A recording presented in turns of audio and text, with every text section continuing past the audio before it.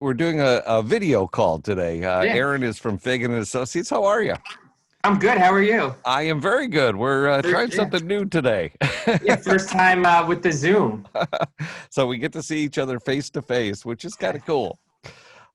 There's been a lot going on with financial stuff, and I know you had mentioned something about the Georgia elections that happened recently. And, there's a lot of focus on Georgia. And it's like, well, why is everybody all worried about Georgia? And what does that mean, for the rest of the country?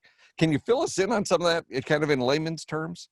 Yeah, I think people get so nervous with whatever news channel they're listening to now because they're so totally biased that we try and give people a perspective within the market that we kind of take politics or all our political beliefs out of it. So we kind of try and give people what we think can happen to the market. And as we saw in the Georgia runoff, now that Georgia won both seats in the Senate on Tuesday, it's what's considered a blue sweep. So the Democrats have all the presidency, the House, and the Senate. So there's people on the Republican side that are nervous about that, and what can happen with the stock markets as the Democrats usually raise taxes and the like. So, do you think? What is your predictions on what's going to go on? This is a pretty volatile time, as we've learned in the last couple of weeks.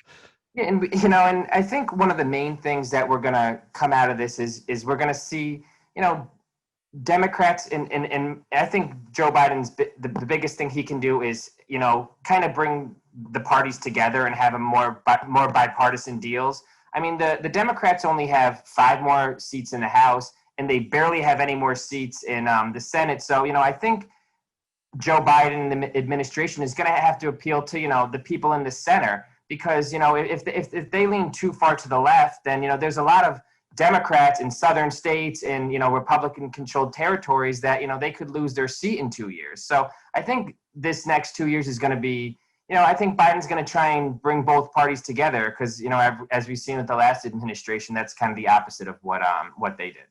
So, do you think overall that this could be a good thing for the country and people's investments? Absolutely. I think it could be a great thing for the country.